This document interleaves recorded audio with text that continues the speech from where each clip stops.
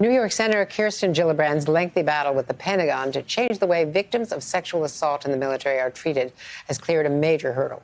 The National Defense Authorization Act, or NDAA, now heads to the Senate floor after the Pentagon and Armed Services Chairman Jack Reed, importantly, have all agreed finally to take prosecutions out of the chain of command and turn them over to independent prosecutors. Thanks for joining us, Senator Gillibrand. This is a big victory for you.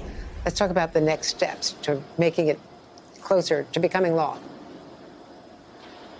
So the next steps are the House of Representatives will take up the measure. They may decide to mark up this bill uniquely, separately from their NDAA. But either way, House members will consider whether they want to have a bright line at all serious crimes, crimes that have a penalty of more than a year, and then whether to implement all of the Commission's recommendations to make a special victims crimes unit within that, which I fully support, and that's what the Senate decided to do. Our bill is the most historic and robust reform for military justice, certainly in my lifetime. And under the strong leadership of Chairman Reed, we were able to bring all the ideas together into one bill, and I'm really proud of what we did in the Senate. I just want to point out to our viewers, there are so many important repercussions of this.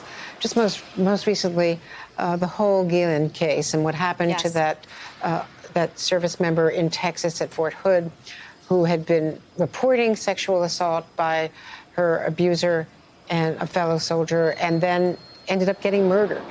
And what happened to Vanessa Guillen is just one example, one terrible example of the tragic occurrences.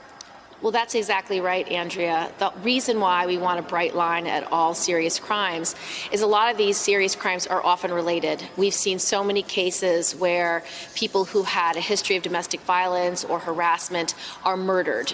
We've seen it in domestic violence cases. We've seen it among service members. And in the Vanessa Guillen case, if we didn't remove all serious crimes from the chain of command, her case, under just the simple solution of just sexual assaults being removed from the chain of command, would not have received justice. Her case would not have been given to a special prosecutor, and we need all of these serious crimes to be looked at. Because we know a lot of crimes are used as ways to cover up domestic violence or sexual assault. Arson is often used to destroy evidence.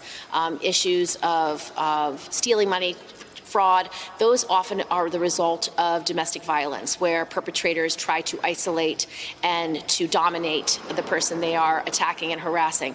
So we want this bright line because when we looked at this issue 8 years ago, our allies had made a decision to professionalize their militaries. They chose to take all serious crimes out of the military and out of military commanders and give it directly to military prosecutors. That includes the UK, Canada, Australia. Those are countries we work side by side with, and they have seen no diminution in command control over the many years they've had this system in place. So we know it's a system that has worked in other places. We know it's a system that make sure we have one system of justice for everyone so that you're not privileging one set of plaintiffs or one set of defendants over others. And what have you found in all of your research about the disparity in the way victims of color are treated under the current military prosecution system? So over the last 3 years, the DoD has begun to do some serious research about this. They've published multiple reports. The GAO has published a report, and they've begun to report on data. We've had data on sexual assault for 10 years now. We've had data on the percentage of cases that are considered, the percentage of cases that go to trial, the percentage of cases that end in conviction. And unfortunately, on that issue, they're all going in the wrong direction. When we look at the data about racial disparities, we also see it going in the wrong direction. Unfortunately, people of color are punished at a higher rate in the Marines, up to 2.61 times more likely to be punished as a black service member. So that's just additional data to look at, to say that if you're going to change the whole system for the benefit of sexual assault survivors and the benefit of that class of plaintiffs and defendants, it makes sense to make sure you have a bright line at all felonies, so any benefits that accrue to that one kind of survivor will accrue to anyone in the criminal justice system.